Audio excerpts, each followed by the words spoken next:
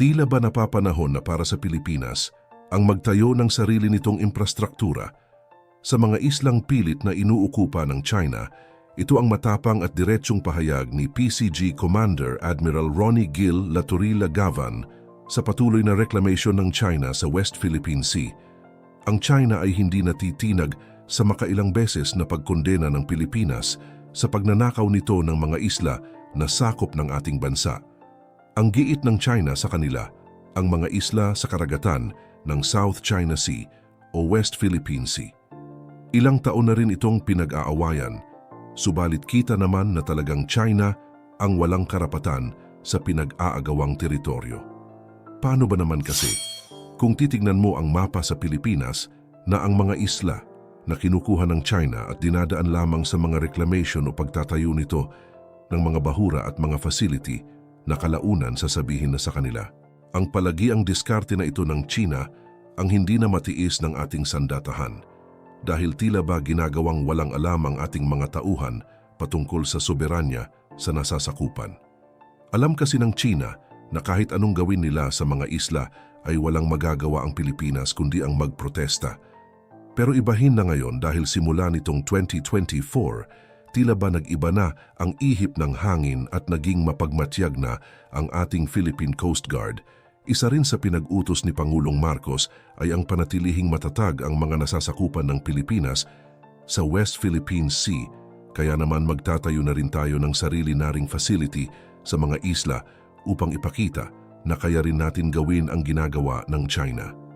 Siguro marami ang magtataas ng kilay sa inyo at sasabihing, dapat noon pa natin ito ginawa o hindi kaya, dapat pala nauna na tayong magtayo ng facility bago pa ang China para hindi na nila ito kinuha. Ang katotohanan ay, noon pa binalak ng ating pamahalaan na magtayo ng pasilidad sa mga islang sakop ng Pilipinas na inaagaw rin ng China.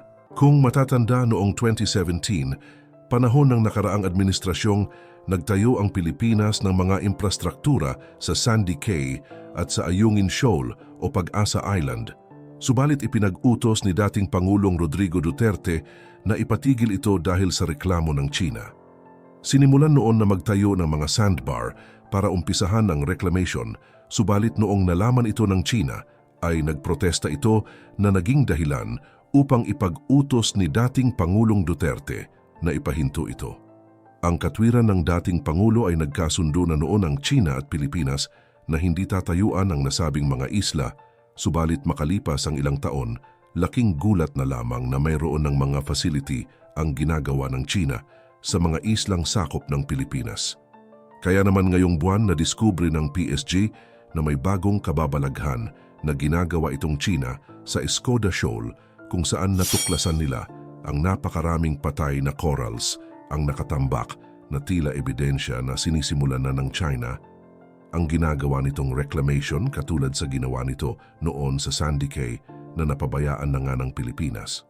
Ang sitwasyong nakapalibot sa Escoda Shoal sa West Philippine Sea ay nagdulot ng mga alalahanin tungkol sa mga potensyal na aktibidad sa pagbuo ng mga bagong artificial na isla. Naging mapagmatyag ang Philippine Coast Guard, PCG, sa pagmomonitor sa mga Chinese vessels na lumilibot sa karagatan sa Escoda Shoal. Binabantayan nila ang anumang pagtatangka na lumikha ng mga artificial islands ang China na maaaring banta sa integridad ng teritoryo ng Pilipinas.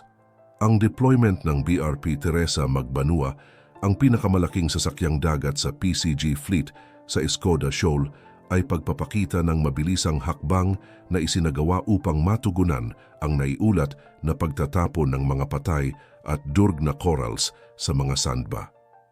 Ang presensya ng BRP Teresa Magbanua sa Escoda Shoal sa ilalim ng direktiba ni PCG Commandant ADM Ronnie Gil Gavan ay nagpapakita ng estratehikong pagpoposisyon ng sasakyang pandagat upang hadlangan ang anumang hindi autorisadong aktibidad na maaring magsapanganib sa kapaligiran ng dagat at soberanya ng teritoryo.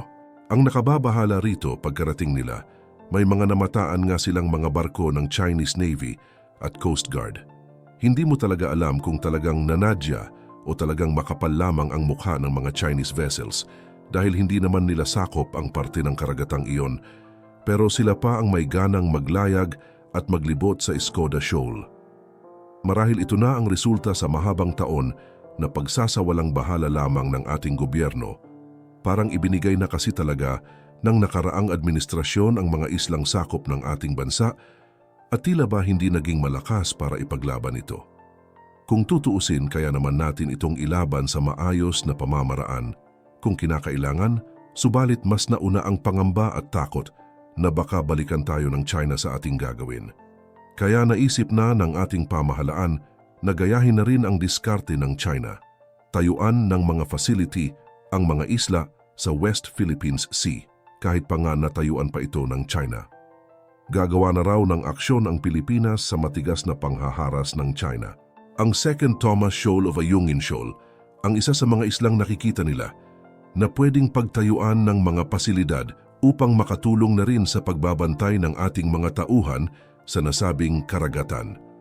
Ayon pa kay Tariela, talagang lumalapit na ang China sa mga sakop ng Pilipinas dahil ang Skoda Shoal ay nasa 75 nautical miles lamang ang layo mula sa coastline ng Palawan. Sa madaling salita, sobrang lapit na talaga nito sa mismong Pilipinas. Nagdulot ng malaking alarma ang sitwasyon sa Skoda Shoal, kaya binabantayan ng Philippine Coast Guard, PCG, ang nasabing lugar upang maiwasan ang mga hindi autorisadong aksyon, lalo na ang pagtatapo ng mga patay na corals sa mga sandbar. Bakit ayaw nang ibigay ng Pilipinas ang Skoda Shoal? Bukod kasi na malapit na talaga ito sa Pilipinas, ang Skoda Shoal ay mahalaga dahil ito ay tagpuan para sa resupply mission sa Ayungin Shoal, kung saan nagsasagawa ng mga operasyon ang militar at Coast Guard ng Pilipinas. Sa kabila ng mga hamon na dala ng pagkakaroon ng mga sasakyang pandagat ng China at ang mga naiulat na aktibidad sa Skoda Shoal, pinagtibay ni Commodore Tariela ang pangako ng PCG na ipagtanggol ang lugar at itaguyod ang soberanya ng Pilipinas sa West Philippine Sea. Ang deployment ng maraming sasakyang dagat, kabilang ang BRP Cabra at BRP Malabrigo para sa mga rotational na tungkulin sa pagitan ng Skoda Shoal at Rosul Reef sa Recto Bank, ay nagpapakita ng sama-samang pagsisikap na mapanatili ang isang patuloy na presensya at hadlangan ang mga hindi autorisadong aktibidad ng mga panlabas aspeto. Ang matagal na presensya ng mga sasakyang pandagat ng PCG sa Skoda Shoal, sa ilalim ng direktiba ni PCG Commandant Admiral Ronnie Gil Gavan, ay sumasalamin na hindi na muli itong ibibigay ng Pilipinas sa China. Gayunpaman, ang plano ng Pilipinas na magtayo ng mga artificial island ay nakahanda na. Magsasagawa rin sila ng mga plano upang makagawa ng mga pantalan para sa ating mga mangingisda, maging ang pagtatayo ng mga island base para sa mga tropang sundalo na magbabantay sa mga isla. Ito ay paglaban na ng Pilipinas ay masidhing paninindigan sa pagprotekta sa mga interes ng dagat na sakop ng bansa at paggigiit ng mga layunin ng pambansang seguridad sa West Philippine Sea. Habang lumalabas ang sitwasyon, ang depensa ng Skoda Shoal laban sa umano'y reclamation activities ng China ay nananatiling focal point para sa PCG at mga autoridad ng Pilipinas sa pag-iingat sa territorial na tubig at pangangalaga sa marine environment sa rehiyon. Sa huli, mahalaga na ipagtanggol ang ating karapatan sa ating teritoryo. Hindi dapat natin itong ipagsawalang bahala dahil magdudulot ito ng mas matagalang problema sa hinaharap. Kung sakali kasi nahayaan natin ang China sa kanilang ginagawa, ay maari itong magpatuloy ay baka sa hinaharap, hindi lang West Philippine Sea ang kanilang kunin, kundi pati na ang isla na nasa loob na ng Pilipinas. Hindi ito imposible dahil kilala ang China sa pagiging mapag-angkin na bansa. Lahat ginagawa nila upang makuha ang mga bagay na sa tingin nila ay mapapakinabangan nila sa kanilang bansa. Mas inuuna nila ang sariling interes kahit pa nakakaperwisyo na sila sa mga kalapit na bansa.